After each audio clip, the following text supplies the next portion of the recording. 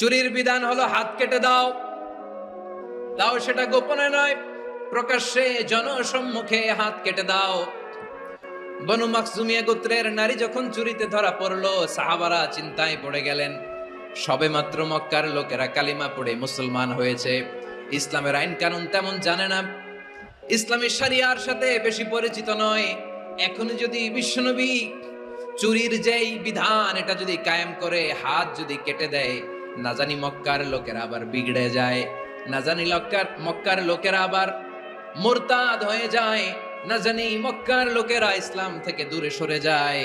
চলো চলো, সাহাবীরা মিলে পরামর্শ করলেন, চলো বিশ্বনবীর কাছে যে বলি, ও নবী, শুধু কেবলমাত্র একমাত্র এই নারীর জন্য চুরির হাত কাটার বিধানটা আপনি একটু থামিয়ে দেন।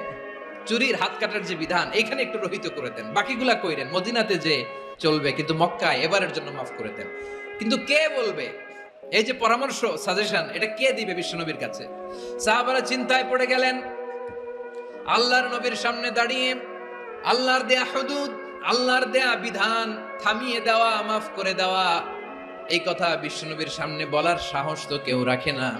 কেউ কেউ বলল, বিশ্বনবীর পালক পুত্র যায়েদ বিন হারেসার সন্তান উসামারে বিশ্বনবী নাতির মতো আদর করে, বড্ড বেশি ভালোবাসে উসামারে। এজন্য সাহাবারা উসামাকে বলতো হিব্বু রাসূলিল্লাহ, বিশ্বনবীর ভালোবাসা। কি বলতো? সাহাবীরা বললেন, বিশ্বনবীর ভালোবাসা হিব্বু রাসূলিল্লাহ, উসামারে পাঠাও। উসামারে বিশ্বনবী নাতির মতো স্নেহ করে, মায়া করে, ভালোবাসে। আমরা পারবো না, উসামা পারবে। সবাই মিলে ফুলিয়ে ফুসিয়ে ছোট্ট ওসামাকে রাজি করালো। ওসামা এমন এমন কথা যে তুমি বিশ্বনবীর কাছে বলতে হবে, পারবা নাকি? ওসামা বলে, পারবো।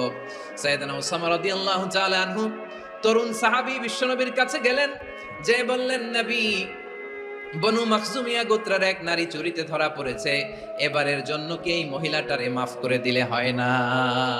এবারের জন্য একটু ক্ষমা করা যায় না নবী? বিশ্বনবী বলেন, আতাশফাউ ফি হাদ্দিম মিন হুদুদিল্লাহ, তোমার এত বড় সাহস উসামা, তুমি আল্লাহর হাত, আল্লাহর দেয়া বিধান, এটার ব্যাপারে সুপারিশ করতে এসেছো? তোমরা কি জানো তোমাদের আগে যত কওম, যত গোত্র, যত জনপদ ধ্বংস হয়েছে তার কারণ ছিল তাদের মধ্যে গরিবরা অন্যায় করলে তারা বিচার করত, আর ধনীরা অন্যায় করলে তারা মাফ করে দিত। খবরদার! ওয়া আইমুল্লাহ লাউ আন্না ফাতিমাতা বিনতি মুহাম্মাদিন সারাকাত লাকাতা মুহাম্মাদুন ইয়াদাহা। বিষ্ণু বললেন, ওরে ওসামা, বানু মাখজুমিয়ার ওই প্রেস্টিজিয়াস এন্ড ডিগনিফাইড ফ্যামিলির মেয়ে তো দূর কি বাত, অনেক দূরের কথা। জেনে রেখো ওসামা, আমার কলিজার টুকরা, নয়নের পুটুলি ফাতেমাও যদি মক্কার জমিনে আজকে এই চুরির দায়ে ধরা পড়তো, আমি বিশ্বনবী মুহাম্মদুর রাসূলুল্লাহ ধরে ফাতেমার ডান হাতটা কেটে দিতে এক বিলম্ব দেরি করতাম না। এই ছিল বিষ্ণু ঈসা ইসলামের আদালতের নমুনা। আপনি যদি সাইয়েদনা ওমর ফারুকের জীবনের দিকে তাকান, এমন কঠোর, এমন বীর সেনানী ছিলেন। সাইয়েদনা ওমর ফারুক যদি রাস্তার এই মাথা দিয়ে হাঁটা শুরু করতেন, শয়তান ওমর ফারুককে দেখলে ওই রাস্তা রেখে দিয়ে অন্য রাস্তা দিয়ে হাঁটতো। সুবহানাল্লাহ। ওমর ফারুক রাদিয়াল্লাহু তাআলা আনহু কি পার্সোনালিটি ছিল! আমাদের এলাকায় ছোট বাচ্চারা রাতে ভাত খেতে চায় না, আমার মেয়েটাও খেতে চায় না, এই এটা দিব ওইটা দিব, আজকে মাহফিলে আসার সময় বলে দিছে লিস্ট করে এটা এটা আনতে হবে। তো ছোট্ট বাচ্চাদের অনেক বায়না থাকে, ওরা রাতে খেতে চায় না। তো মায়েরা বিভিন্ন ভয় দেখায়, এই বাঘ আসবে, বাঘ আসবে খাও, এই ভূত আসবে, ভূত আসবে খাও, ভূত আসবে, বাঘ আসবে, খাও খাও খাও, তাড়াতাড়ি খাও। তো বাচ্চারা এগুলো শুনে ভয়ে খেতে শুরু করে। মদিনার জমিনেও একই ঘটনা ঘটতো। মদিনার ছোট্ট ছোট্ট সোনামণিরা খেতে চাইতো না, তো মায়েরা বলতো, হা হুয়া ইয়াতি উমর, হা হুয়া ইয়াতি উমর, ওই যে উমর আসতেছে, উমর। ওমরে ফারুকের কথা শুনলে বাচ্চারা একেবারে ঠান্ডা। প্রভু তুমি বলেছ রাসূল দেবে না, বলনি দেবে না ওমর, বলনি দেবে না হামজা তারিক, খালিদ বিজয় সমর। প্রভু তুমি বলেছ রাসূল দেবে না, বলনি দেবে না ওমর, বলনি দেবে না হামজা তারিক, খালিদ বিজয় সমর। প্রভু তুমি বলেছ রাসূল দেবে না। আল্লাহু আকবার। ওমর ফারুক রাদিয়াল্লাহু তাআলা আনহু, ওনার কথা শুনলে গায়ের মধ্যে গুজবাম হয়, গায়ের পশমগুলো দাঁড়িয়ে যায়। সুবহানাল্লাহ বলেন। কি পার্সোনালিটি ছিল, কি ব্যক্তিত্ব ছিল। মুনাফিকরা ওমরে ফারুককে জমের মতো ভয় পেতেন। শয়তান, খুদ শয়তান এই রাস্তা দিয়ে আসলে শয়তান অন্য রাস্তা দিয়ে হাঁটতো। ওমরে ফারুক রাদিয়াল্লাহু তাআলা আনহুর জীবনে যদি দেখেন, তাহলে সেখানে আপনি আদালতের, ইনসাফের, সুশাসনের, জাস্টিসের নমুনা দেখতে পাবেন। কয়টা শুনবেন? সাইয়েদনা ওমরে ফারুকের রাদিয়াল্লাহু তাআলা আনহুর সন্তান আব্দুর রহমান মিশরে মদ খেয়ে মদ্যপ অবস্থায় ধরা পড়েছে। মদ খাওয়ার কারণে, মদ যদি কেউ পান করে আর যদি প্রমাণিত হয়, তার বিচার হলো 80 বেত। ওমরে ফারুক রাদিয়াল্লাহু তাআলা আনহুর ছেলে ভুল করে মদ পান করে ফেলেছিলেন। আব্দুর রহমান, ঘটনা ঘটেছে মিশরে। মিশরের গভর্নর তখন আমর ইবনে আস রাদিয়াল্লাহু তাআলা আনহু। আব্দুর রহমানের ভাই যে গভর্নরকে বলল, গভর্নর যদি একটু দয়া করেন, খলিফার ছেলে আমার ভাই আব্দুর রহমান মদ্যপ অবস্থায় ধরা পড়েছে, জনসম্মুখে যদি আপনি বেত্রাঘাত করেন আমাদের প্রেস্টিজ থাকে না, যদি 80 বেত আপনি মারেন আমার কোনো কথা নাই, কিন্তু ঘরের ভেতরে মারেন। আব্দুর রহমানের ভাইয়ের সুপারিশ শুনে সাইয়েদনা আমর ইবনে আস রাদিয়াল্লাহু তাআলা আনহু রাজি হয়ে গেলেন। ঘরের ভেতরে লোকচক্ষুর আড়ালে 80 বেত তিনি মানলেন। কিন্তু ঘটনাক্রমে এই কথা লুকিয়ে লুকিয়ে ঘরের ভেতরে 80 বেত মারার কথা সাইয়েদনা ওমরে ফারুক মদিনা থেকে জানতে পারলেন। মদিনা থেকে তিনি ফরমান জারি করলেন, এই বিচার যেমনটি আমর ইবনে আস আদায় করেছে, এটা প্রকৃতপক্ষে আদায় হয় নাই। আসো সবাই মদিনায় আসো, আমর ইবনে আস মদিনায় আসো, আব্দুর রহমানও আসো, সবাই আসো, জনসম্মুখে এই বিচার কার্যকর করতে হবে। সাইয়েদনা ওমরে ফারুক মসজিদে নববীর পিলারের মধ্যে নিজের ছেলেকে বাঁধলেন, আবার জনসম্মুখে 80টা বেত তার গায়ের মধ্যে মারলেন। মিশরে ওমরে ফারুক রাদিয়াল্লাহু তাআলা আনহু আমর ইবনে আসকে গভর্নর করে পাঠালেন। সেখানে আমর ইবনে আসের ছেলে একটা প্রতিযোগিতায় রানার আপ হয়েছে। এক মিশরি সেখানে চ্যাম্পিয়ন হয়েছে। রানার আপ বুঝতে পেরেছেন তো? রানার আপ সেকেন্ড হয়েছে, এক মিশরি হয়েছে চ্যাম্পিয়ন প্রথম। কিন্তু গভর্নরের ছেলে ও জিততে পারে নাই। ও রাগে ওই মিশরির গায়ের মধ্যে কয়েকটা লাঠি দিয়ে বাড়ি মেরেছে। মিশরি যে মদিনাতে ওমরে ফারুকের কাছে বিচার দিলেন, আপনার গভর্নরের ছেলে অন্যায়ভাবে আমার গায়ে হাত তুলেছে। সাইয়েদনা ওমরে ফারুক আবার ফরমান জারি করলেন, আসো মদিনাতে আসো। মিশরীকে ডাকলেন।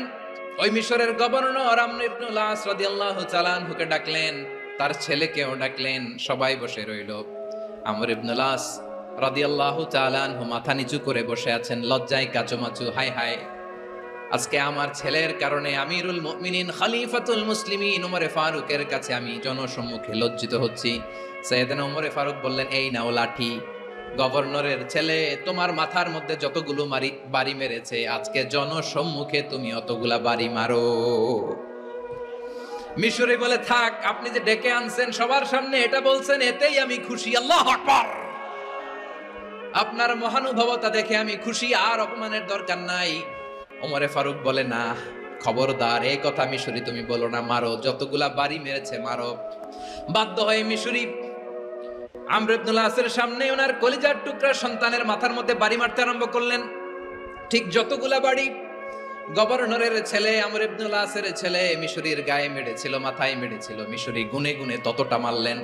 এই দৃশ্য দেখে ওমরে ফারুক রেগে মেগে আগুন, রাগের চোটে রাগ সামলাতে না পেরে আর নিজেকে সামলাতে না পেরে মিশরিরে বললেন, ছেলেরে মারা শেষ হয়ে গেলে এবার বাবার টাক মাথার মধ্যে কয়েকটা বাড়ি মার। রাগের চোটে, আউট অফ অ্যাঙ্গার, রাগের চোটে, যে আমার পাঠানো গভর্নর আমর ইবনে আস তার ছেলেকে কেন আদব তারবিয়া কেন শিক্ষা দিতে পারে না। ছেলেরে মারা হইলে এবার আমর ইবনে আসের মাথার মধ্যে দুইটা মারো। এটা রাগে বলেছেন, এটা শাস্তি হিসেবে না। সুবহানাল্লাহ পড়ে। তোমরা আমাদেরকে সুশাসন শিখাও, আমাদেরকে সুশাসন শিখাও। এক্সট্রা জুডিশিয়াল কিলিং এর কোনো হিসাব নাই।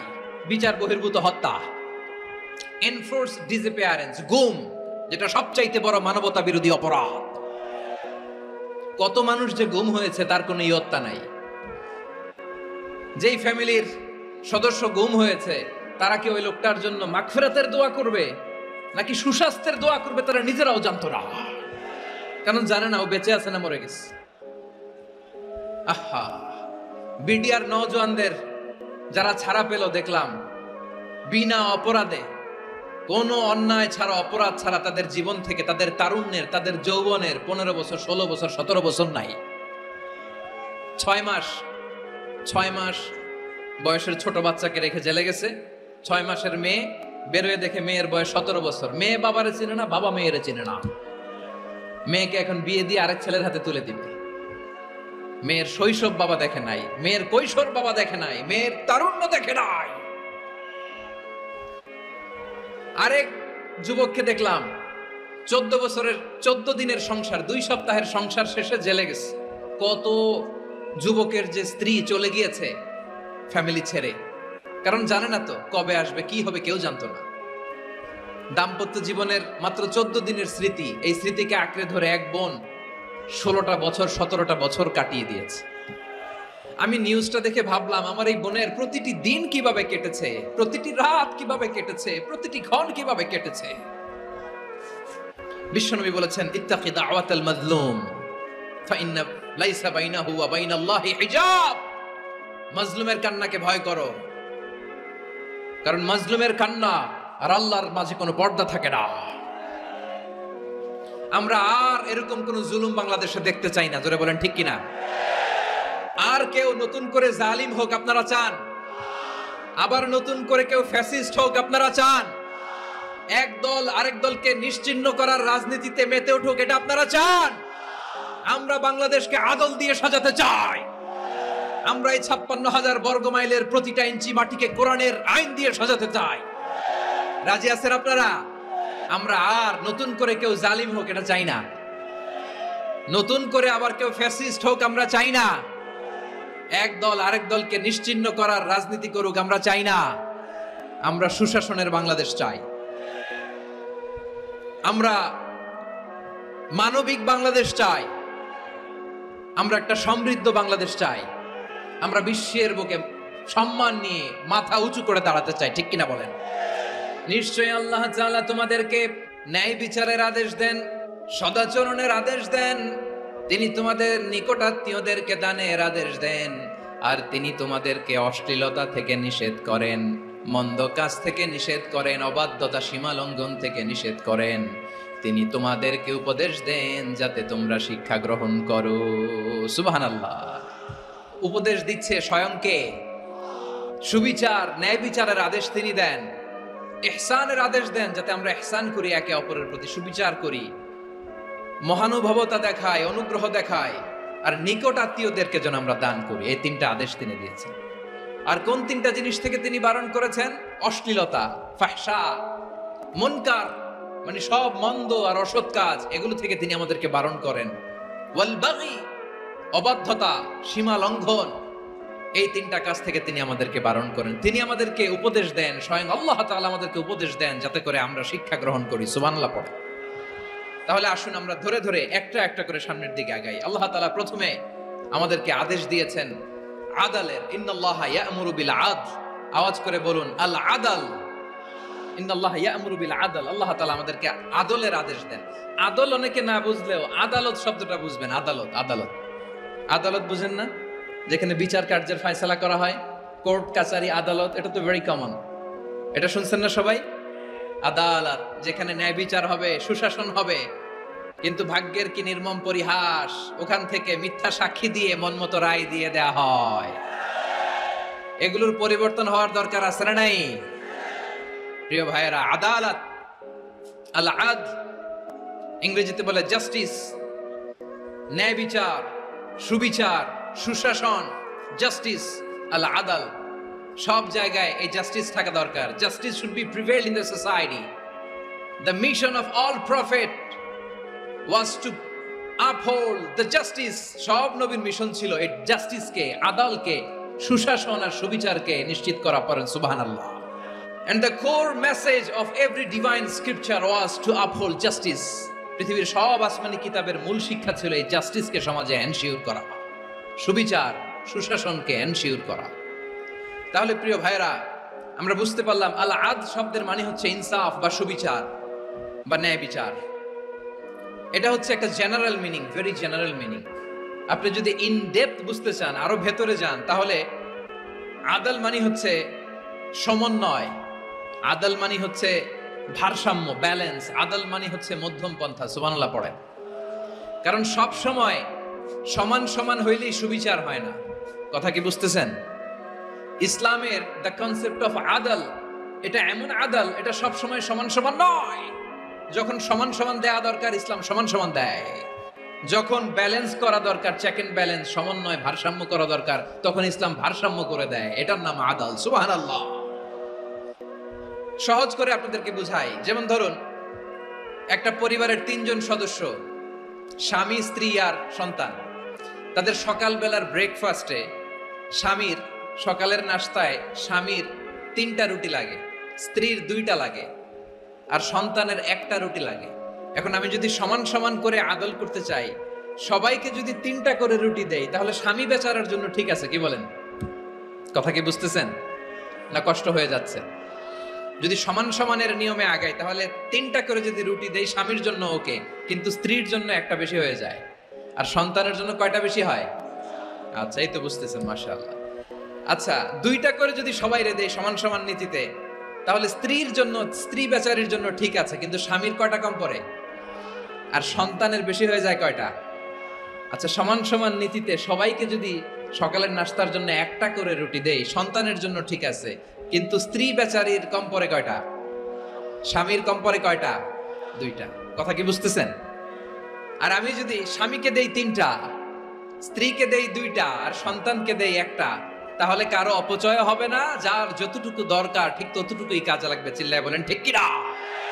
এটাই হচ্ছে ইসলামের আদল, যেখানে যার যতটুকু দরকার তাকে সেখানে ঠিক ততটুকু দিয়ে দেওয়ার নামই হচ্ছে আদল। চিল্লায় পড়েন আল্লাহু আকবার। রব্বুল আলামিন বলেন, ইউসিকুমুল্লাহু ফি আওলাদিকুম লিযযাকারি মিসলু হাযযিল উনসায়াইন। আল্লাহ তোমাদেরকে ওসিয়ত করেন, তোমাদেরকে আদেশ দেন, উত্তরাধিকার সম্পদ যখন বন্টন হবে, ছেলেরা যতটুকু পাবে, মেয়ে পাবে তার অর্ধেক। সুবহানাল্লাহ বলেন। দেখেন, ছেলে যদ্দুর, মেয়ে অর্ধেক, ছেলে ডবল পাবে। আপাত দৃষ্টিতে মনে হয় এখানে অবিচার হয়েছে, কিন্তু আসলে কি অবিচার হয়েছে? আপনি বিয়ের ক্ষেত্রে যান, ওইখানে আবার ছেলে মোহরানা দেয়, মেয়ে সেখানে মোহরানা পায়। তাহলে চেক এন্ড ব্যালেন্স, ভারসাম্য, ব্যালেন্স, মধ্যম পন্থা এখানে আছে না নাই? এটাই হচ্ছে ইসলামের আদল। আল্লাহ তাআলা এই আদলের আদেশ দিয়েছেন, সুবিচার, ন্যায় বিচার, সুশাসন এবং ভারসাম্যের আদেশ দিয়েছেন। প্রিয় ভাইয়েরা, একটি শান্তিময় সমাজ, একটা সমৃদ্ধ সমাজ, একটা মানবিক সমাজ যদি আমরা পেতে চাই, এই আয়াতের মধ্যে যতগুলো পয়েন্ট আছে সবগুলোর বাস্তবায়ন লাগবে। কথা বুঝতে পেরেছেন? বলেন, আওয়াজ করে বলেন, আমরা একটা শান্তির সমাজ চাই কি চাই না? আমরা একটা সমৃদ্ধ বাংলাদেশ চাই কি চাই না? আমরা একটা মানবিক বাংলাদেশ চাই কি চাই না? এই আয়াতে আল্লাহ তাআলা একটা মানবিক সমাজের রূপরেখা টেনেছেন। তার প্রথম কথা হচ্ছে, ইন্নাল্লাহা ইয়ামুরু বিল আদল। আল্লাহ তাআলা তোমাদেরকে আদলের নির্দেশনা দেয়, সুবিচার, সুশাসনের নির্দেশনা দেয়।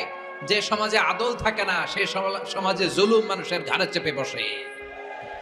আদলের বিপরীত হচ্ছে জুলুম। আদলের বিপরীত কি? জুলুম বা জাওর, অত্যাচার, অবিচার, বৈষম্য। এই যে বৈষম্য বিরোধী ছাত্র আন্দোলন কেমন পড়ছে? এই যে একজন সমন্বয়ক তো দেখা করলো আমার সাথে। জুলুম মানে হচ্ছে বৈষম্য। বৈষম্যের স্থান ইসলামে নাই, অবিচারের স্থান ইসলামে নাই, জুলুমের স্থান ইসলামে নাই।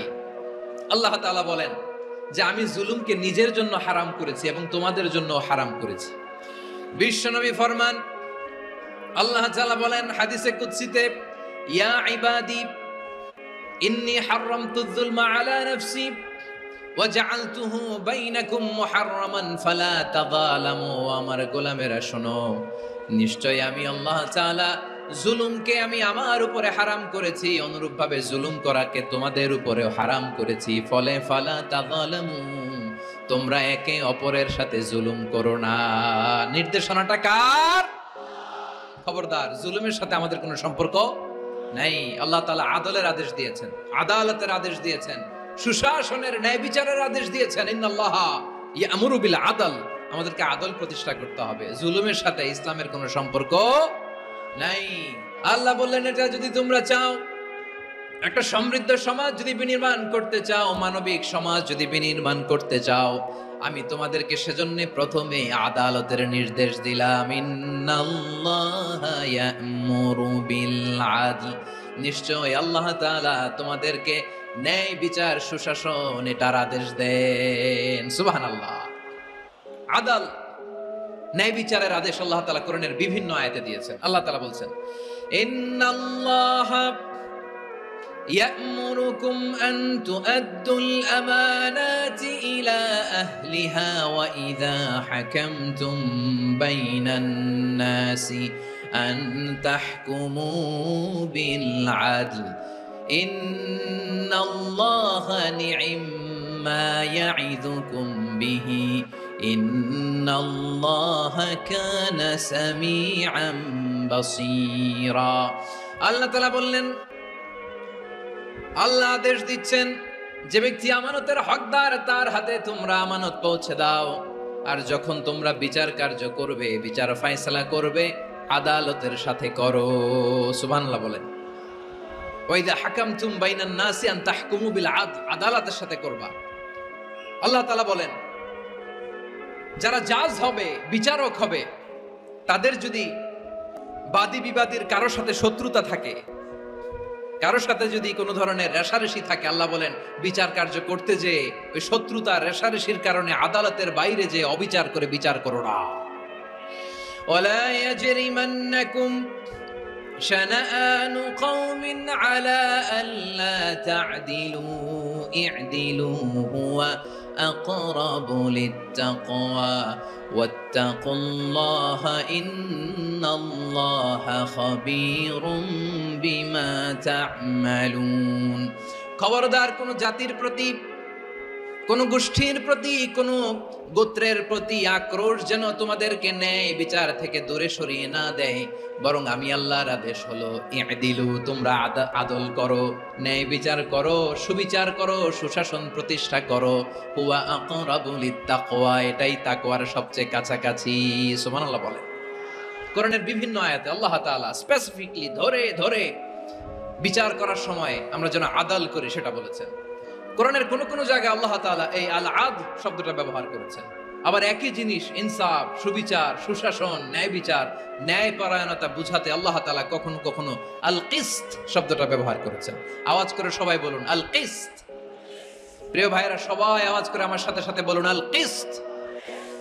আল্লাহ তাআলা বলেন, ওয়া ইন হাকামতা ফাহকুম বাইনাহুম বিল কিসতি ইন্নাল্লাহা ইউহিব্বুল মুকসিতিন। যখন তুমি বিচার করবে, বিশ্বনবীকে উদ্দেশ্য করে অ্যাড্রেস করে বললেন, নবী হে, ইহুদিরা কোনো বিষয়ে মীমাংসার জন্য যদি আপনার দরবারে আসে, যদি বিচার করতে হয়, খবরদার অবিচার করবেন না। ফয়সালা যেটা করবেন কিসতের সাথে করবেন, ন্যায় পরায়ণতার সাথে করবেন, কারণ ইন্নাল্লাহা ইউহিব্বুল মুকসিতিন, নিশ্চয় আল্লাহ রাব্বুল ইজ্জাত ন্যায় পরায়ণশীলদেরকে বড্ড ভালোবাসেন। সুবহানাল্লাহ বলেন। ন্যায় পরায়ণ লোকদেরকে আল্লাহ তাআলা বড্ড ভালোবাসেন। অন্য আয়াতে আল্লাহ তাআলা বলছেন, وَنَضَعُ الْمَوَازِينَ الْقِسْطَ لِيَوْمِ الْقِيَامَةِ فَلَا تُظْلَمُ نَفْسٌ شَيْئًا। আমি কিয়ামতের দিন ন্যায় পরায়ণতার মানদণ্ড স্থাপন করব, যেটাকে আমরা মিজানের পাল্লা বলি। আল্লাহ বলেন, ন্যায় বিচারের মানদণ্ড কিয়ামতের ময়দানে আমি আল্লাহ স্থাপন করব। সেদিন কারো প্রতি বিন্দু পরিমাণ, এক চুল পরিমাণ অবিচার করা হবে না, কোনো বিচার করা হবে না। সেদিন সুশাসন হবে, সুবিচার হবে, ন্যায় পরায়ণতার সাথে বিচার হবে। আওয়াজ করে পড়েন আল্লাহু আকবার। ইনসাফ, সুবিচার, ন্যায় বিচার, এটা আমরা চাই কি চাই না?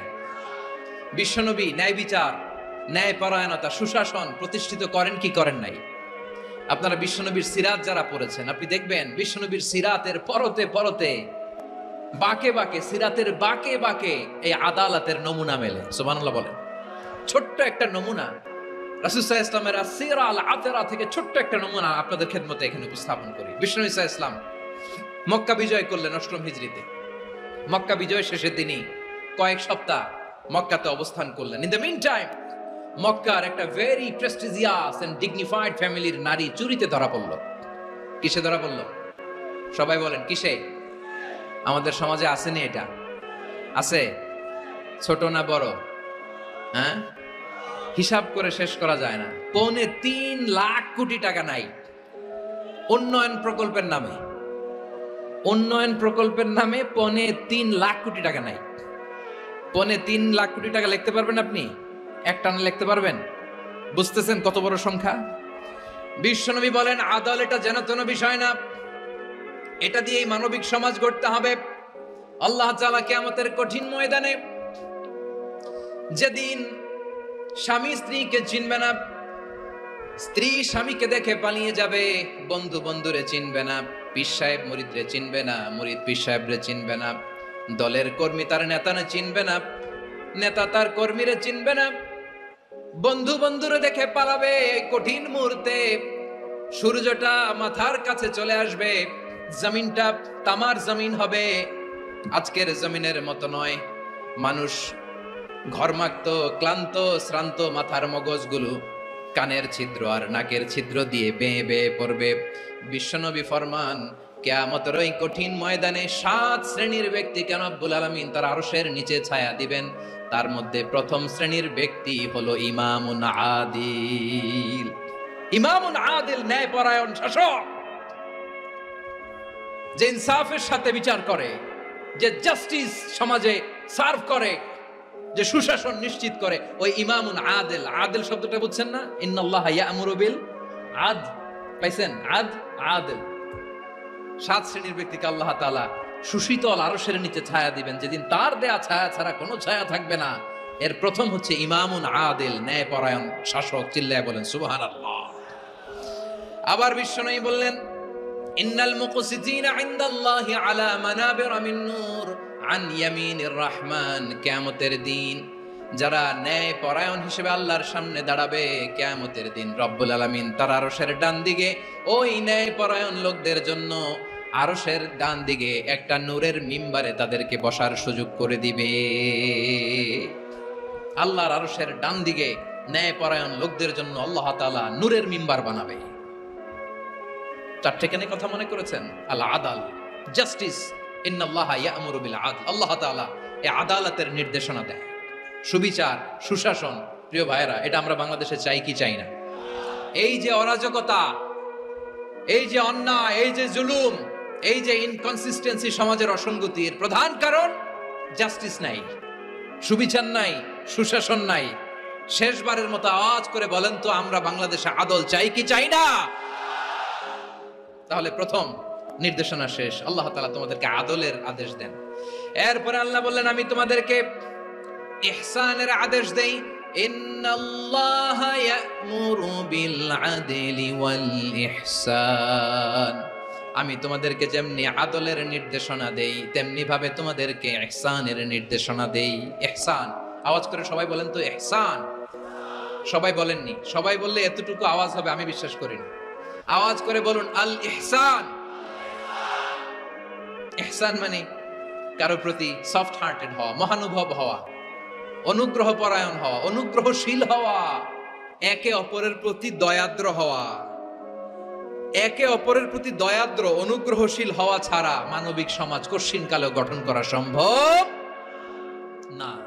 প্রিয় ভাইরা, সুন্দর আচরণ দিয়ে, ইহসান দিয়ে যা জয় করা যায়, নরম আচরণ দিয়ে যেটা অর্জন করা যায়, কঠোরতা দিয়ে সেটা পারা যায় না।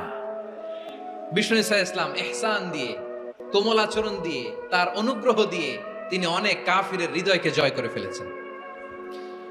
সাইয়েদনা সুমামা ইবনে উসাল রাদিয়াল্লাহু তাআলা আনহুর কথা মনে পড়ে যায়। তিনি ছিলেন ইয়ামামার বাদশা। মদিনাতে বিশ্বনবীকে হত্যা করার নিয়তে এসেছিলেন। গোপনে গোপনে বিশ্বনবীকে হত্যা করে আবার ইয়ামামাতে তিনি ফিরে যাবেন। কিন্তু কি অবাক করা কাণ্ড, হত্যা করতে পারে নাই, সাহাবাদের হাতে তিনি ধরা পড়ে গেলেন।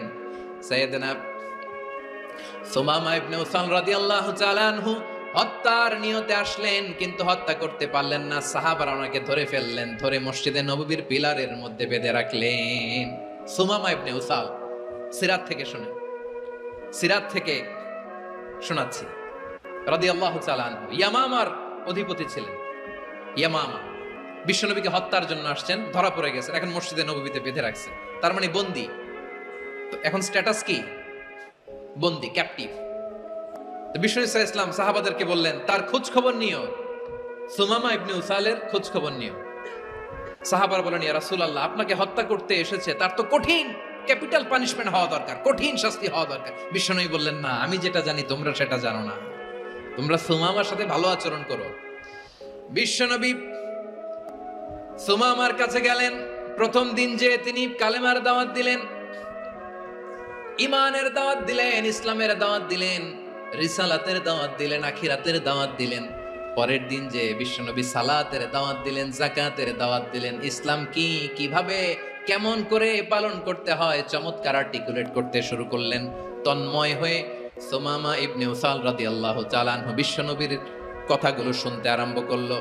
একদিন নয়, 2 দিন নয়, টানা 3 দিন বিশ্বনবী সুমামার কাছে ইসলামকে প্রেজেন্ট করেছেন, উপস্থাপন করেছেন। আওয়াজ করে বলেন, কয় দিন?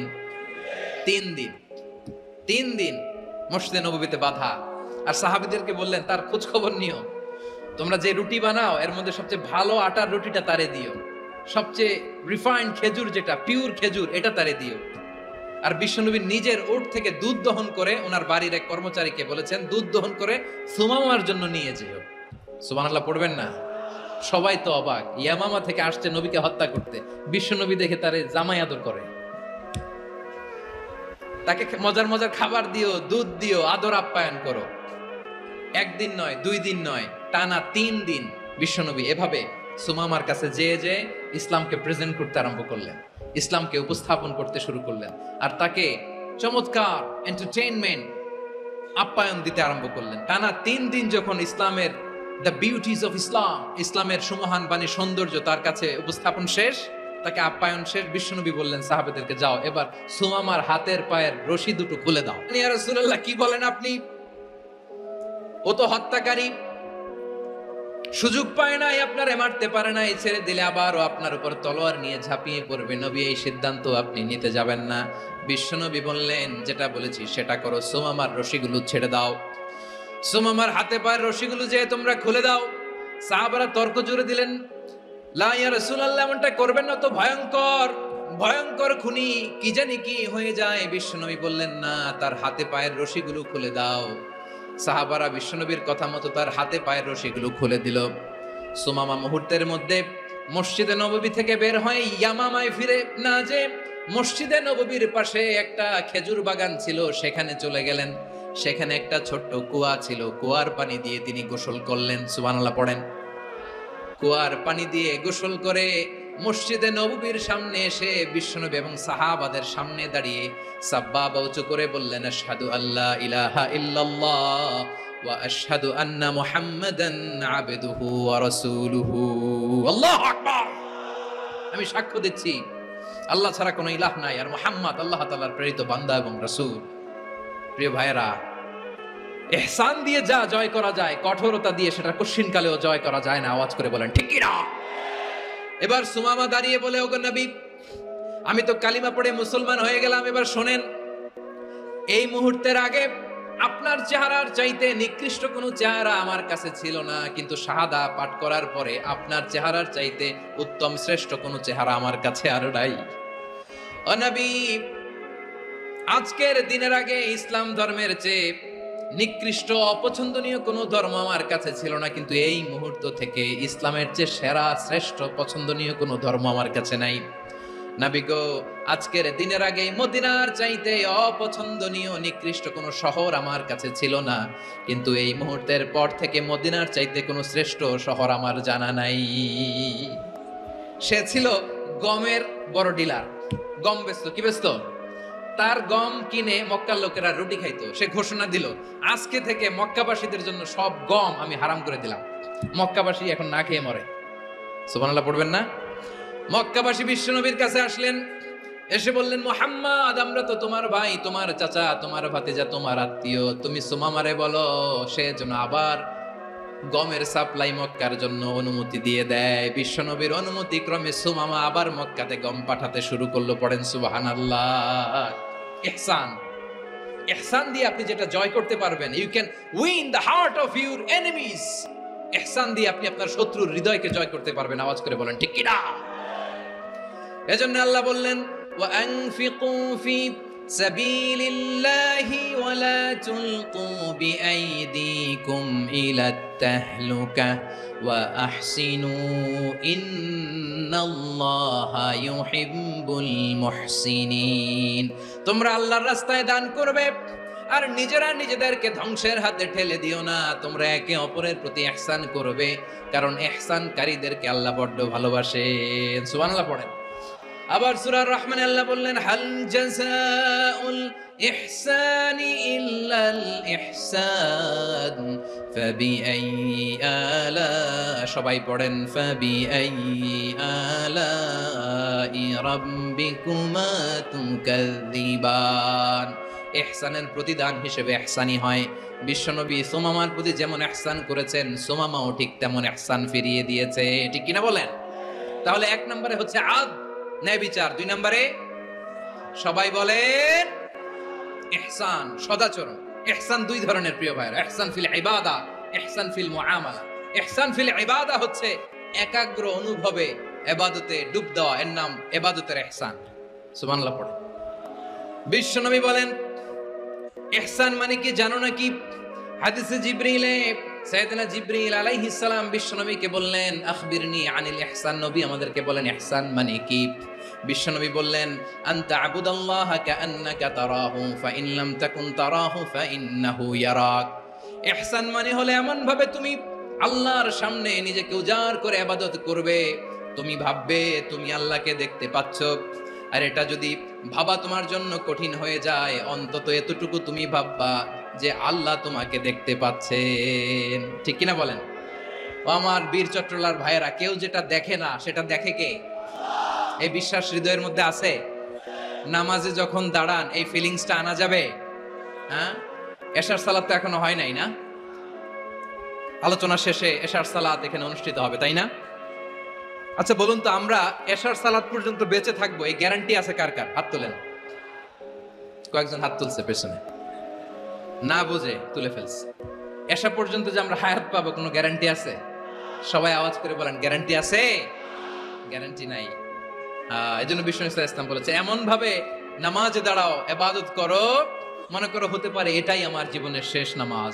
পারফর্ম দ্য সালাহ as if this is your last and final prayer. এমন ভাবে সালাতে দাঁড়াও, ভাবো হতে পারে এটাই তোমার জীবনের শেষ নামাজ। এমন ভাবে নামাজে দাঁড়াও, ভাবো এটাই শেষ নামাজ। তাহলে নামাজে একাগ্রতা বাড়ায় দিবে কে?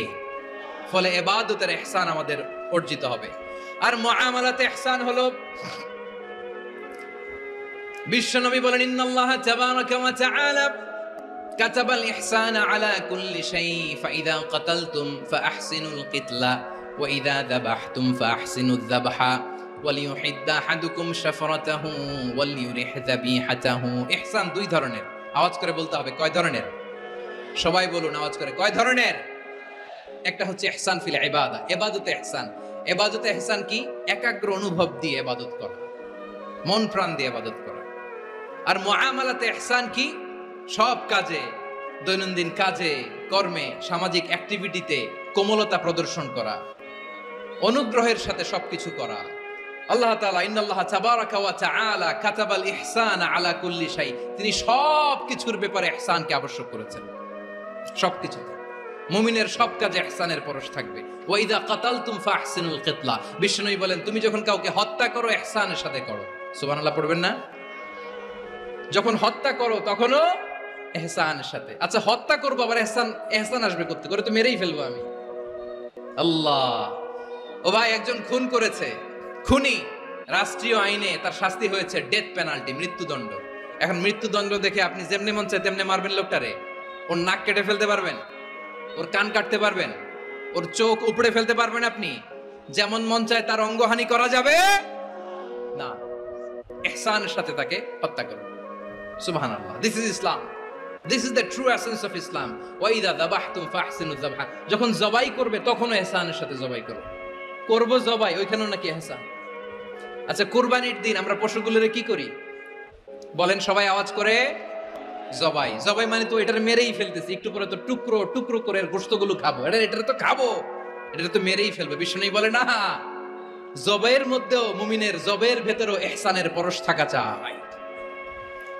যখন জবাই করবে প্রাণীটাকে হাত পা টাইট করে বেঁধে নাও, ছুরিটাকে শার্পেন করে নাও, ধারালো করে নাও, যাতে অল্প সময়ে জবাইটা হয়ে যায়, প্রাণীটা যাতে কম কষ্ট পায়। সুবহানাল্লাহ পড়েন। দিস ইজ কল্ড ইহসান। ইহসান, আল্লাহ তাআলা যেমনি আদলের আদেশ করেছেন, ন্যায় বিচার, জাস্টিস এনশিওর করতে বলেছেন, সমাজে ইহসানের ব্যবহার, ইহসানের অনুশীলন তিনি করতে বলেছেন। এজন্য মুমিনের প্রতিটি কাজে, আমার চট্টগ্রামের ভাইরা আমার দিকে তাকান, খেয়াল করে শুনুন, মুমিন জীবনের প্রতিটি কাজে ইহসানের পরশ থাকা চাই। আমরা যেন আমাদের পরিবারের প্রতি ইহসান করি, আমরা যেন আমাদের কর্মচারীদের প্রতি ইহসান করি, আমরা যেন আমাদের কলিগদের প্রতি ইহসান করি, আমরা যেন আমাদের ভাইদের প্রতি ইহসান করি। মুমিন জীবনের প্রতি কাজে ইহসানের পরশ থাকার দরকার আছে না নাই? কথা বুঝতে পেরেছেন? তাহলে আল্লাহ তাআলার তিনটা আদেশ ছিল, কয়টা গেল? ভুলে গেছে, ভুলে গেছে চট্টগ্রাম। তিনটা আদেশের মধ্যে কয়টা বললাম? প্রথমে কি ছিল? আদল। 2 নম্বরে, 3 নম্বরে রব্বুল আলামিন বললেন ওয়া ইতা ইদিল কুরবা, নিকটাত্মীয়দেরকে দান করো। নিকট আত্মীয়দেরকে দাও, যারা তোমাদের ব্লাড কানেকশনের আত্মীয় তাদেরকে তোমরা দাও। এখানে জেনারেলি বললেন দাও, কি দিব সেটা তিনি এখানে বলেন নাই, সেটা তিনি সূরাতুল ইসরার মধ্যে বলেছেন। আল্লাহ বলেন ওয়া আতিদাল কুরবা হাক্কা, নিকট আত্মীয়দেরকে তাদের অধিকার, তাদের প্রাপ্য তোমরা বুঝিয়ে দাও। দেখেন, একটা শান্তির সমাজ, একটা সমৃদ্ধ সমাজ, একটা মানবিক সমাজ গঠনের জন্য আল্লাহ তাআলা বেশি না, মাত্র 3টা অর্ডার, 3টা ভার্ডিক্ট তিনি জারি করেছেন। 1 নাম্বার সুশাসন, ন্যায় বিচার। 2 নাম্বার ইহসান। 3 নাম্বার নিকটাত্মীয়, যারা কাছের, তোমার ভেরি ক্লোজ রিলেশনশিপে আছে, তাদেরকে দাও। দাও, দিলে বাড়িয়ে দেয় কে? অনেকে দিতে চায় না, কৃপণতা করে। দিলে বাড়ায় দেয় কে? ও মিয়া, মদিনার মধ্যে সবচাইতে গরিব সাহাবী ছিল বেলাল রাদিয়াল্লাহু তাআলা আনহু। ওনার এন্টায়ার অ্যাসেট, সম্পদের পরিমাণ কতদূর জানেন? একটা লুঙ্গি। বেলাল রাদিয়াল্লাহু তাআলা আনহু, ওনার টোটাল ওয়েলথের এস্টিমেশন হচ্ছে মাত্র একটা লুঙ্গি। একটা লুঙ্গি, টোটাল ওয়েলথ এস্টিমেশন, টোটাল সম্পদের পরিমাণ বেলাল রাদিয়াল্লাহু তাআলা আনহুর কি ছিল? কথা বোঝে নাই বোধহয়, কি ছিল? ওই বেলাল রাদিয়াল্লাহু তাআলা আনহুকে বিষ্ণু ইসলাম বলেছেন আনফিক ইয়া বেলাল, ও বেলাল তুমিও দাও। ওয়ালা তাখশা মিন যিল আরশি ইখলালা, আরশের অধিপতির তো কোনো ঘাটতি নাই, তুমি দিলে ওই আল্লাহ তোমারে বাড়ায় দিবে। এজন্য আমার প্রিয় ভাইয়েরা, দিলে কমে না, দিলে বাড়ে। অনেকে ধরে রাখে, নতুন কিছু নিতে পারে না, হাত দিয়ে যেটা ধরে রেখেছেন এটা দিয়ে দেন, বড় একটা ধরার সুযোগ পাবেন। জোরে বলেন ঠিক কিনা? ধরেন 5 কেজি ওজনের একটা ধরে রাখছেন, এখন 10, এটা না ছাড়লে 10 কেজি ধরতে পারবেন আপনি? আচ্ছা, 10 কেজির জিনিস একটা আছে হাতে, ওইটা যদি ছেড়ে দেন তাইলেই না 15 কেজি ধরতে পারবেন। কথা বলেন ঠিক কিনা? তাহলে দিলে বাড়িয়ে দেয় কে? রব্বুল আলামিন বললেন 3 নাম্বার আদেশ হলো তোমাদের প্রতি সমাজটারে কেমন করে মানবিক সমাজ, সুন্দর সমাজ গড়বা। 3 নাম্বার আদেশ হলো ওয়া আতিদাল কুরবা হাক্কা, নিকটাত্মীয়দেরকে তাদের প্রাপ্য বুঝিয়ে দাও। এই নিকটাত্মীয়দেরকে তাদের অধিকার বুঝিয়ে দেওয়া, প্রাপ্য বুঝিয়ে দেওয়াতে আমাদের গাফলতি আছে না নাই? চট্টগ্রামে নাই? মাশাআল্লাহ আছে, আছে। অনেকে দেখবেন অনেক আল্লাহওয়ালা, তাহাজ্জুদ গুজার, সেজদা দিতে দিতে কপালে কালো দাগ ফেলে দিছে, সে তার বোনের হকটা আদায় করে নাই। আছে না নাই? হ্যাঁ, এখানেও আছে। সর্বনাশ। অনেক বড় হাজী সাহেব, বিশাল লম্বা দাড়ি, ছেলেরে সব দিয়ে দিছে, মেয়েরে কিছু দেয় নাই, মেয়ের হক আদায় করে নাই। আছে না নাই? এই হাজী সাহেবেরা, এই আল্লাহওয়ালারা কিয়ামতের ময়দানে আটকে যাবে। আপনি অন্যের অধিকার নষ্ট করেছেন, তাদের রাইটস কে ভায়োলেট করেছেন। এজন্য আল্লাহ তাআলা বলেন, কারো অধিকার যদি কেউ নষ্ট করে, ওই সমাজটা মানবিক সমাজ কঠিনকালেও হতে পারে না। এজন্য 3 নম্বর আল্লাহ বললেন ওয়া ইতা ইদিল কুরবা, নিকটাত্মীয়দেরকে দাও। কি দিবা? তাদের অধিকার দিয়ে দাও। বোনের অধিকার বুঝিয়ে দাও, মেয়ের অধিকার বুঝিয়ে দাও, ফুফুর অধিকার বুঝিয়ে দাও। দেখবেন অনেক মায়েরা ছেলের পাতে মুরগির রান দেয়, মেয়ের পাতে দেয় মুরগির ঠ্যাং। এরকম আছে না নাই? ছেলেরা কি দেয়? মুরগির। মেয়ের পাতে কি দেয়? তো মেয়ের কি মুরগির রান খেতে মনে চায় না? মনে চায় না? এমনটা করা যাবে? না, নিকটাত্মীয়দেরকে অধিকার দিয়ে দাও, নিকটাত্মীয়ের সাথে সুসম্পর্ক রাখো। আদেশটা কার? এজন্য প্রিয় ভাইয়েরা, জীবনে যদি বারাকা অর্জন করতে চান, নিকটাত্মীয়দের সাথে সুসম্পর্ক রাখতে হবে, তাদের জন্য উপহার পাঠাতে হবে। বিশ্বনবী বলেন, লা ইয়াদখুলুল জান্নাতা কাতে, যে ব্যক্তি আত্মীয়তার সম্পর্ককে ছিন্ন করে দেয়, সে কশিন কালেও আল্লাহর জান্নাতে ঢুকবে না। আপনি কি এটারে সহজ হাদিস মনে করছেন? এটা সহজ কথা? আপনি ভাবছেন আপনার নামাজ আপনারে বাঁচাতে পারবে, আপনার রোজা বাঁচাতে পারবে, আপনার তাহাজ্জুদ আপনারে বাঁচাতে পারবে? অধিকার নষ্ট করলে কিছুই আপনারে বাঁচাতে পারবে না। এজন্য নিকট আত্মীয়দেরকে দিতে হবে বেশি বেশি। বিশ্বনবী বলেন, ইন্না সাদাকাতা আলাল মিসকিনি সাদাকা ওয়া আলা যির রাহিমি ইসনাতান সাদাকাতুন ওয়া সিলা। মিসকিনরে দান করলে শুধু দানের সওয়াব হয়, নিকট আত্মীয়কে দান করলে দুইটার সওয়াব হয়, সাদাকার সওয়াব হয়, আবার আত্মীয়তার বন্ধন অটুট রাখার সওয়াব হয়ে যায়। আবার বিশ্বনবী বললেন, মান সাররাহু আইয়ুবসাতা লাহু ফি রিজকিহি ওয়া ইউনসা লাহু ফি আসারিহি ফালইয়াসিল রাহিমা। যে ব্যক্তি তার রিজিকের প্রশস্ততা চায় আর হায়াতে বরকত চায়, সে যেন তার আত্মীয়ের সাথে সুসম্পর্ক রাখে। আমার প্রিয় চট্টলার ভাইয়েরা, আমাদের রিজিক বাড়ুক, এটা আমরা চাই কি চাই না? সবাই চান? হ্যাঁ, আমাদের রিজিকে প্রশস্ততা আসুক, চাই কি চাই না? আমাদের হায়াতে বরকত আসুক, আমরা চাই কি চাই না? এই দুইটা যদি চান, তাহলে নিকটাত্মীয়দের সাথে সুসম্পর্ক রাখবেন, পারবেন? তাহলে সমাজটারে মানবিক সমাজ বানায় দিবে কে? তিনটা আদেশ চলে গেল। কয়টা? আওয়াজ করে বলেন। 1 নম্বরে কি ছিল? 2 নম্বরে, 3 নম্বরে নিকটাত্মীয়দেরকে দান। আপনাদেরকে আরো শোনার আগ্রহ আছে? আপনাদের মনোযোগ আছে না গেছে? কষ্ট হচ্ছে না? মাশাআল্লাহ, মাশাআল্লাহ। তাকবীর পড়ুন, লিল্লাহি তাকবীর।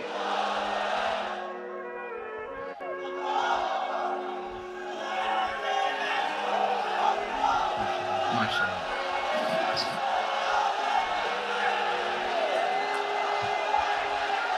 আমার প্রিয় ভাইয়েরা, আল্লাহ তাআলা তিনটা জিনিসের যেমনি আদেশ করেছেন, অনুরূপভাবে তিনটা বিষয় তিনি বারণ করেছেন, নিষেধ করেছেন। ওগুলোর কাছেও যাওয়া যাবে। শুনবেন।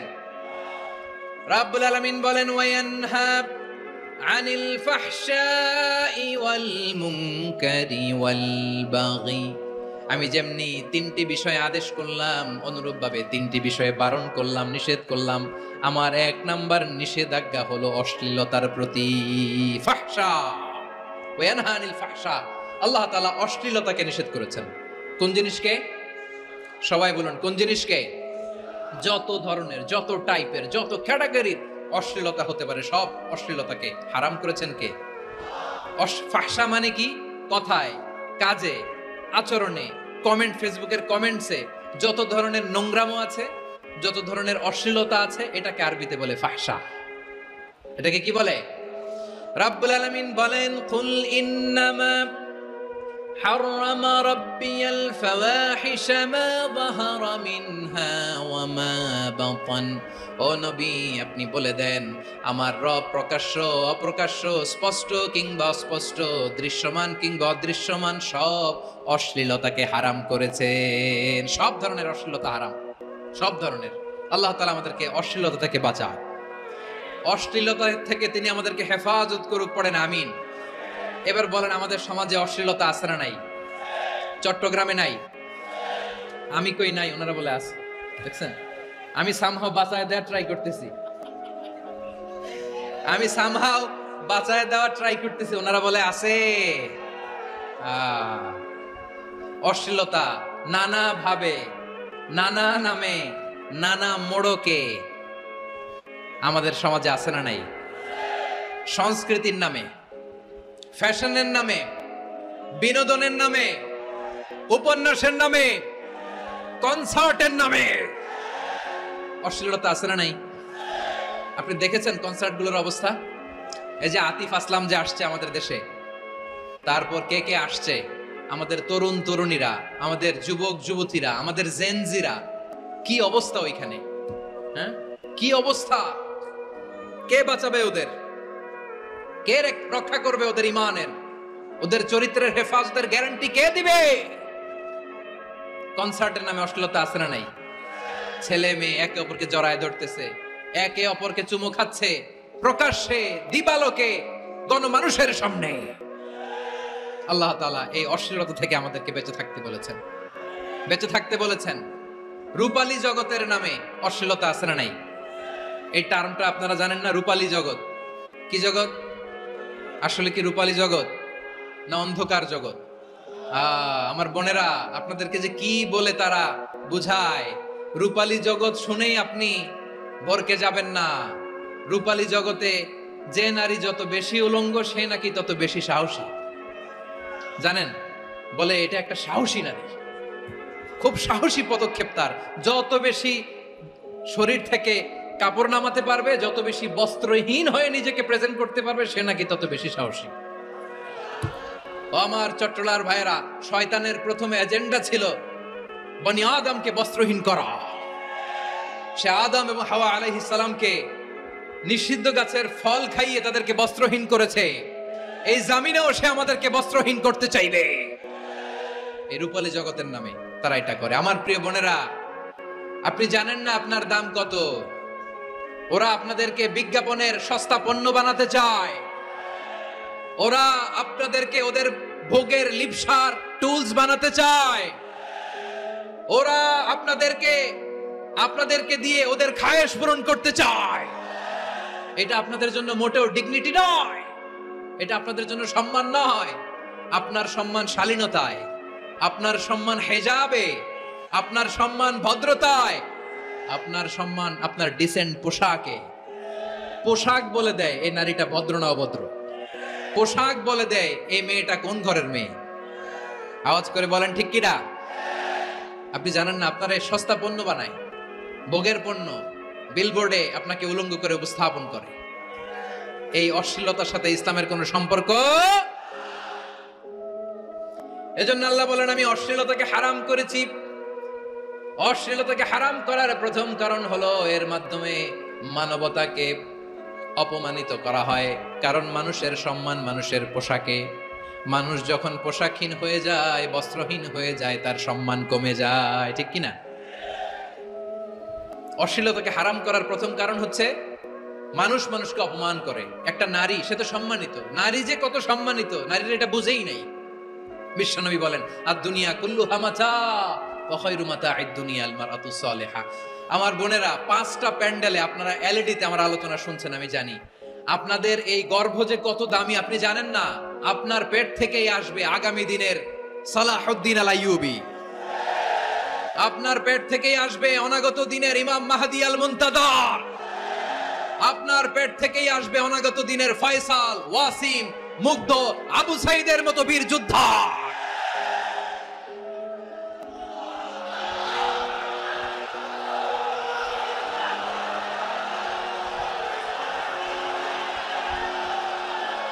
আমার প্রিয় বোনেরা, আমার প্রিয় বোনেরা, বিশ্বনবীর কথার ওজন খেয়াল করেন। আর দুনিয়া কুল্লুহা মাতা ওয়া খায়রু মাতা'আদ দুনিয়া আল মারআতুস সালিহা। দুনিয়ার সবকিছুই অ্যাসেট, এর মধ্যে সবচেয়ে দামি অ্যাসেট নেককার নারী। আপনার গর্ভ যে কত দামি আপনি জানেন না। নিজের সময়টাকে কাজে লাগান, কোরআন পড়েন, সুন্নাহ পড়েন। আপনার অনেক দায়িত্ব ঘরে। You are the MD of your family. একটা family it's a very big institution. পরিবার একটা অনেক বড় প্রতিষ্ঠান। and you are the MD of your institution. আপনি এই পরিবারের MD, managing director of your family. এখানে আপনার কত দায়িত্ব। আপনি ছেলেমেয়েদেরকে তারবিয়া করবেন। আপনি আপনার স্বামীর জন্য ঘরটারে জান্নাতের নীর বানাবেন। আপনার জন্য জান্নাতের ডুপ্লেক্স বাড়ি ওইখানে তৈরি করে রাখবে কে? আপনি যে কত দামি আপনি জানেন না। নারীদেরকে আল্লাহ বানিয়েছেন উচ্চতর করে, নিম্নতর নয়। নারীদেরকে ছোট্ট জিনিস দিলে এটারে বড় করে দেয়। নারীদেরকে ভ্রূণ দিলে, শুক্রাণু দিলে নারী এটারে বাচ্চা হিসেবে উপহার দেয়, ঠিক কিনা? বিয়ের মাধ্যমে স্বামী যখন তার শুক্রাণু তার স্ত্রীকে উপহার দেয়, স্ত্রী রিটার্নে কি উপহার দেয়? ফুল ফর্ম বেবি, মানব সন্তান। দেখছেন, আপনি দিলেন একটু, কুনি দিছে বিশাল। আপনি যদি নারীকে বাজার এনে দেন, নারী এটাকে সুস্বাদু খাবারে রূপান্তর করে দেয়। আপনি তাকে একটা মুচকি হাসি দিয়ে দেন, সে তার কলিজা দিয়ে দেয়। কিন্তু যদি আপনি তার মনে কষ্ট দেন, সে আপনার জীবনকে জাহান্নাম বানায়া দেয়। খবর আছে, নারীর মন বুঝতে পারলে নেয়ামত, বুঝতে না পারলে কিয়ামত। ঠিক কিনা বলেন?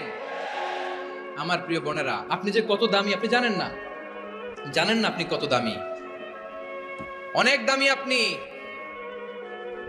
আপনাদেরকে যেন ভোগের সস্তা পণ্য বানাতে না পারে, আপনাদেরকে সচেতন থাকতে হবে, সজাগ থাকতে হবে, কনসার্ন থাকতে হবে।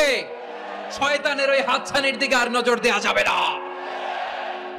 তাহলে কেন আল্লাহ তাআলা এই ফাহশা অশ্লীলতাকে হারাম করলেন? এক নাম্বার, এতে হিউম্যান ডিগনিটি কমে। দুই নাম্বার, এতে মানুষের অধিকার নষ্ট হয়। আপনি বিয়ে করেছেন, এরে পরকিয়া করেন, ওর সাথে এরকম আছে না নাই? স্ত্রীর অধিকার নষ্ট করেছেন। আপনি বিবাহ সম্পর্কে আবদ্ধ হয়েছেন তার সাথে, আপনি পরকিয়া করেন ওই ছেলের সাথে, আপনি আপনার হাজবেন্ডের সাথে বিট্রে করেছেন। এজন্য আল্লাহ অশ্লীলতাকে হারাম করেছেন। অশ্লীলতাকে হারাম করার আরেকটা কারণ হচ্ছে আল্লাহ তাআলা এই হিউম্যান জেনারেশনকে এটাকে প্রিজার্ভ করতে চায়। হিফজুন নাসল, এটা মাকাসিদুশ শরিয়ার অনেক গুরুত্বপূর্ণ একটা মাকাসিদ, অনেক গুরুত্বপূর্ণ।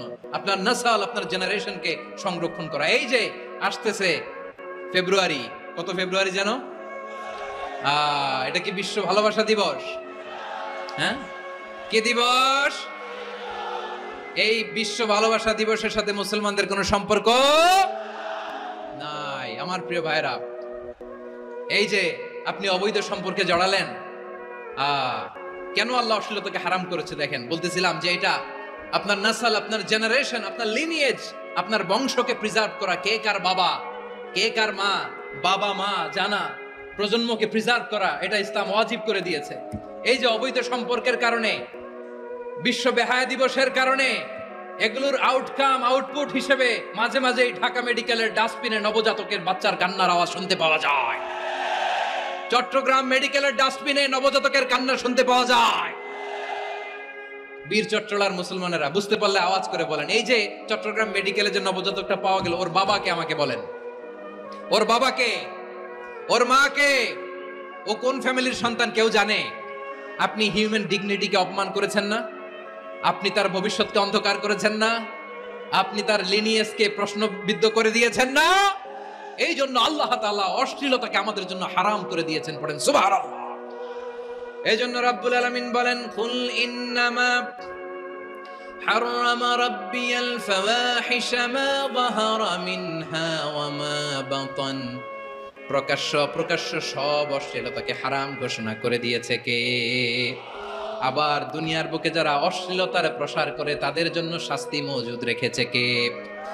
রাব্বুল আলামিন বলেন, ইন্নাল্লাযীনা ইউহিব্বুনা আন তাশিআল ফাহিশাতু ফিল্লাযীনা আমানু লাহুম আযাবুন আলীমুন ফিদ দুনিয়া ওয়াল আখিরাতি ওয়াল্লাহু ইয়ালামু ওয়া আনতুম লা তা'লামুন। নিশ্চয়ই যারা বিশ্বাসীদের মাঝে অশ্লীলতার প্রচার প্রসার করতে চায় তাদের জন্য আমি মর্মন্তুদ শাস্তি প্রস্তুত করে রেখেছি, দুনিয়াতেও রেখেছি, আখিরাতেও রেখেছি। ঘোষণাটা কার?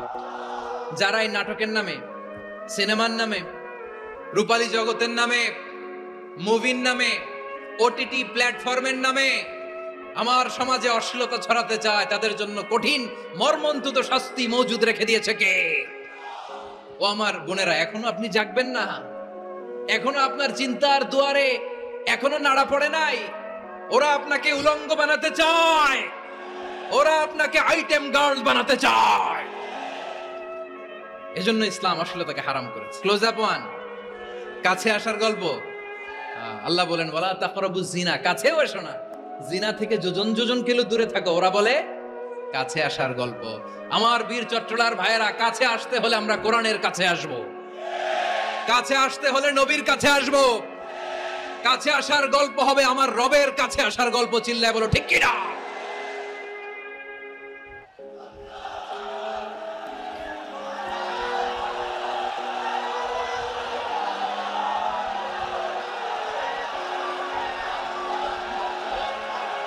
বসুন বসুন আমার ভাইয়েরা। তাহলে অশ্লীলতার সাথে আমাদের কোনো সম্পর্ক? সবাই বলতে পারেননি, আওয়াজ করে বলুন, অশ্লীলতার সাথে আমাদের কোনো সম্পর্ক? আমরা এই সমস্ত ক্লোজ আপ ওয়ান, কাছে আসার গল্পের প্রোগ্রামে যাব আমরা কোন ধরনের অশ্লীল কন্টেন্ট সোশ্যাল মিডিয়ায় টিভিতে দেখব? কি যুগ যে আমরা কাটাচ্ছি আপনি কল্পনা করতে পারবেন না। পর্ন ইন্ডাস্ট্রি, নারী পুরুষের বস্ত্রহীন যুগল দৃশ্য, এটাকে দিয়ে ওরা কোটি ডলারের ইন্ডাস্ট্রি বানিয়েছে। পুরো মানব ইতিহাসে এরকম জঘন্য সময় মানব ইতিহাস পার করে নাই। পর্ন এটা ইন্ডাস্ট্রি হয়ে গেছে। আমাদের এই যুবকগুলো, জেনজি গুলো, ওদের চরিত্র বাঁচাবে কি করে? কেমন করে হেফাজত করবে ওদের এই মূল্যবান চরিত্র? আমার প্রিয় ভাইরা, এই অশ্লীলতার দ্য লেটেস্ট ভার্সন হচ্ছে LGBT শরীফ থেকে শরীফা। শুনছেন আপনারা? দেখতে পুরুষ, আসলেই পুরুষ, সুস্থ একজন পুরুষ, 4 সন্তানের বাবা, বলে আমি মনে মনে নারী। দেখতে নারী, সুস্থ নারী, আসলেই সে দিব্যি একজন নারী, বলে আমি মনে মনে পুরুষ। সবচেয়ে ভয়ঙ্কর অশ্লীলতার সবচাইতে লেটেস্ট ভার্সন হচ্ছে এই ট্রান্সজেন্ডারিজম। সুস্থ পুরুষ তার বায়োলজিক্যাল গ্রোথকে হরমোন দিয়ে স্টপ করে দিয়ে সে সার্জারি করে নারী হতে চায়। সুস্থ নারী পুরুষ হতে চায়। পুরুষ পুরুষের প্রতি সেক্সুয়ালি আকর্ষণ বোধ করে। এটা লূত আলাইহিস সালামের কওমের মধ্যে ছিল। এটাকে আল্লাহ কোরআনে ফাহিশা বলেছেন। ওয়ালুতান ইয ক্বালা লিকওমিহি আতাতুনাল ফাহিশাতা মা সাবাকাকুম বিহা মিন আহাদিম মিনাল আলামিন। লূত আলাইহিস সালাম বললেন, তোমরা কি এমন এক অশ্লীল কার্যক্রমে ডুব দিলে নাকি যেটা গোটা বিশ্বের কেউ কখনো করে নাই, তোমরাই প্রথম করেছো। পড়েন নাউযুবিল্লাহ। এই পশ্চিমের এই রোগ আমার দেশে যেন আসতে না পারে, আমাদের সজাগ থাকতে হবে। প্রিয় ভাইরা, চিল্লায় বলেন ঠিক কিনা? পশ্চিমের অবস্থা ভয়ঙ্কর। পাশ্চাত্যে, আমি যুক্তরাষ্ট্রে ছিলাম অনেকদিন, কয়েক মাস, বিভিন্ন স্টেটে ঘুরেছি। গার্ডিয়ানরা উদ্বিগ্ন। ছেলে মেয়েদেরকে, ছোট্ট ছেলে মেয়ে, ওদেরকে জিজ্ঞেস করে, তুমি how do you feel right now inside yourself? তুমি ভিতরে ভিতরে কেমন ফিল করো? তোমার কি ছেলে ছেলে লাগে না মেয়ে মেয়ে লাগে? আচ্ছা বলেন, এই ছোট্ট বাচ্চাটাও কি এগুলো জেন্ডার অ্যাসাইনমেন্ট বলতে এগুলো কিছু বুঝে? এইভাবে মিসগাইড করা হচ্ছে। কৌতূহলবশত ছোট্ট ছেলে যদি বলে আমার তো মেয়ে মেয়ে লাগে, তখন বলে যে না তুমি মেয়ে, ছেলে না। মা বাবা বাধা দিলে ওকে আলাদা গভর্নমেন্ট হাউসে নিয়ে যায়। ভয়ঙ্করতম অবস্থা। আমরা একটা সময় শুনতাম যে হুজুর আমার ছেলেটা খুব ভালো, হাফেজে কোরআন, আল্লাহওয়ালা। হুজুর আমার ছেলে দাড়ি রাখছে, আল্লাহওয়ালা। হুজুর আমার ছেলে 5 ওয়াক্ত সালাত জামাতের সাথে পড়ে, তার মানে আল্লাহওয়ালা।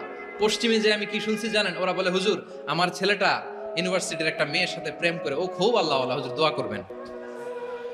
এর কারণ ওদের কাছে আল্লাহওয়ালার ক্রাইটেরিয়া হচ্ছে হুজুর আমার ছেলেটা আরেক ছেলের পছন্দ করে নাই, আমার মেয়েটা আরেক মেয়েকে ভালোবাসে নাই, এজন্য আমার ছেলেটা আল্লাহওয়ালা, হুজুর ওর জন্য একটু দোয়া করে দিয়েন। কি চ্যালেঞ্জ ওরা ফেস করতেছে। ওনার ছেলে যে আরেক ছেলেরে বিয়ে করবে না, এটাতেই উনি খুশি যে আলহামদুলিল্লাহ আমার ছেলেটা একটা মেয়েরে ভালোবাসে, আমার মেয়েটা একটা ছেলেরে ভালোবাসে, মানে এটা খুব আল্লাহওয়ালা। নাউজুবিল্লাহ পড়তে পারলেন না? এজন্য অশ্লীলতার সাথে আমাদের কোনো সম্পর্ক। রব্বুল আলামিন বলেন ওয়ায়ানহা আনিল ফাহশাই ওয়াল মুনকারি ওয়াল বাগি। 3টা জিনিসকে আমি নিষিদ্ধ করলাম। 1 নাম্বার হলো ফাহশা, অশ্লীলতা। 2 নম্বরে হলো মুনকার, সমস্ত মন্দ কাজ। আপনাদের মনোযোগ আছে না? শেষ করে দিব? আর 2-1 মিনিট শুনবেন? আচ্ছা বলি তাহলে, আর 2-1 মিনিট। তাহলে নিষেধাজ্ঞা জারি করেছেন 3টা জিনিসের উপর। 1 নাম্বার কি? ফাহশা, অশ্লীলতা। 2 নাম্বার মুনকার। মুনকার মানে হচ্ছে যত মন্দ কাজ, খারাপ কাজ, বাজে কাজ, এটার বলে মুনকার। এটার কি বলে? আপনারা পড়ছেন না তা'মুরুনা বিল মা'রুফি ওয়া তানহাউনা আনিল মুনকার। ভালো কাজের আদেশ, সৎ কাজের আদেশ, অসৎ কাজের নিষেধ। মুনকার, মুনকার হচ্ছে মানুষের স্বাভাবিক বিবেকবোধ যেটাকে খারাপ বলে, ওইটাই মুনকার। পৃথিবীর সব আসমানি গ্রন্থ যেটাকে খারাপ বলেছে, মানুষের স্বাভাবিক বিবেকবোধ যেটাকে খারাপ বলেছে, এগুলো সব মুনকার। যেমন ইফটিজিং, এটা কি ভালো না খারাপ? মজুদদারি, খাদ্যে ভেজাল দেওয়া, ওজনে কম দেওয়া, মাছে ফরমালিন মিশানো, চাঁদাবাজি, টেন্ডারবাজি, দখলবাজি, এগুলো আমাদের স্বাভাবিক বিবেকেই বলে এগুলো খারাপ, এগুলো হচ্ছে মুনকার। আল্লাহ তাআলা এই মুনকার থেকে আমাদেরকে বেঁচে থাকতে বলেন। আর শয়তান এই মুনকারের প্রতি আমাদেরকে উদ্বুদ্ধ করে। আল্লাহ তাআলা বললেন, ইয়া আইয়ুহাল্লাযীনা আমানু লা তাত্তাবিউ খুতুওয়াতিশ শাইতান ফাইন ওয়া মান ইয়াত্তাবি' খুতুওয়াতিশ শাইতানি ফাইন্নাহু ইয়া'মুরু বিল ফাহশাই ওয়াল মুনকার। আল্লাহ বললেন, আমার গোলামেরা শোনো শোনো, ও আমার বিশ্বাসী বান্দারা খবরদার, তোমরা কশিনকালেও শয়তানের পদাঙ্ক অনুসরণ করবে না, কারণ শয়তান তোমাদেরকে অশ্লীলতা এবং মন্দ কাজের দিকে উদ্বুদ্ধ করে। আমাদের কাজ হচ্ছে শয়তান আমাদেরকে যেদিকে নিতে চায় আমরা তার উল্টা দিকে যাব, ঠিক কিনা বলে? শয়তান এই মন্দ কাজকে আমাদের কাছে বিউটিফাই করে চাকচিক্যময় করে আমাদের সামনে উপস্থাপন করে। এজন্য আল্লাহ বলেন মুনকারকে থামাতে হবে, মুনকার প্রতিরোধ করতে হবে। মুনকার প্রতিরোধের দায়িত্ব শুধু আমাদের নাকি? শুধু আপনার খতিব সাহেবের, ইমাম সাহেবের, নাকি মুসলিম উম্মার সবার? আওয়াজ করে বলুন, মুনকার অসৎ কাজ প্রতিরোধের দায়িত্ব কার?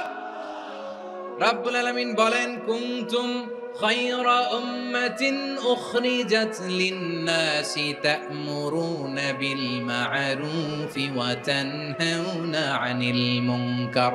তোমাদেরকে শ্রেষ্ঠ জাতি করে জমিনের মধ্যে আবির্ভূত করা হয়েছে, যাতে করে তোমরা জমিনের ভেতরে সৎ কাজের আদেশ করতে পারো আর অসৎ কাজের নিষেধ করতে পারো।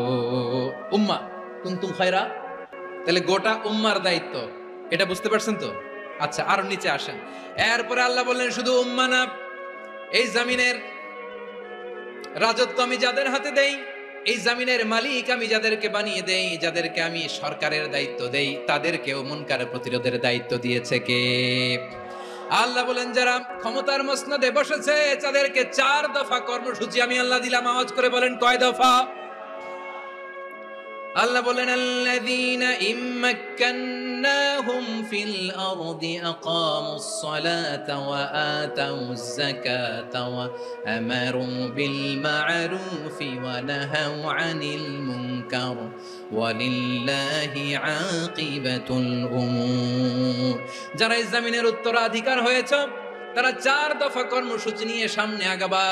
সালাত কায়েম করবা, যাকাত আদায় করবা, সৎ কাজের আদেশ দিবা, অসৎ কাজ থেকে মুনকার প্রতিরোধ করবা। আদেশটা কার? আমার প্রিয় চট্টলার ভাইরা, পুরো উম্মার দায়িত্ব মুনকার প্রতিরোধ করা, সরকার প্রধানের দায়িত্ব মুনকার প্রতিরোধ করা। এরপর আল্লাহ বলেন, প্রতিটা ফ্যামিলির যিনি প্রধান, সিইও, বাবা, প্রত্যেক বাবারও দায়িত্ব এই মুনকার প্রতিরোধ করা। আওয়াজ করে বলেন, ঠিক কিনা? যেমনটি সাইয়েদনা লুকমান আলাইহিস সালাম ওনার কলিজার টুকরা সন্তানকে আদেশ করেছেন, ইয়া বুনাইয়া আকিমিস সালাতা ওয়া'মুর বিল মা'রুফি ওয়ানহা আনিল মুনকার। পড়েন সুবহানাল্লাহ। বাবা ছেলেকে সবক দিচ্ছে। কে সবক দিচ্ছে? কাকে? লুকমান আলাইহিস সালাম ছেলেকে বলতেছে, ওরে আমার কলিজার টুকরা সন্তান, ওরে আমার বাছা, নামাজ কায়েম করবা, সৎ কাজের আদেশ দিবা, আর মুনকার প্রতিরোধ করবা, অসৎ কাজ, সমাজ থেকে খারাপ কাজকে ঝেঁটে বিদায় করে দিবা। তাহলে দেখেন, আমি স্টেপ বাই স্টেপ নামলাম।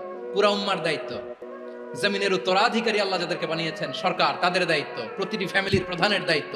এরপরে বিশ্বনবী বলেন, সচেতন প্রতিটি মুসলিমের দায়িত্ব সমাজ থেকে মুনকারকে উৎখাত করা। বিশ্বনবী বলেছেন, মান রাআ মিনকুম মুনকারান ফালিয়ুগাইয়িরহু বিয়াদিহি فإن لم يستطع فبلسانه وإن لم يستطع فبقلبه وذلك أضعف الإيمان। সমাজে যে মুনকার দেখবে, খারাপ কাজ দেখবে, সে যেন হাত দিয়ে সেটাকে থামায়। কি দিয়ে? আপনাদের তো হাত নাই না? হাত আছে, হাত আছে। ওরা যেই হাত দিয়ে অন্যায় করে ওইটা প্রতিরোধের জন্য আমাদেরও হাত আছে না নাই? থামাতে হবে, থামাতে হবে।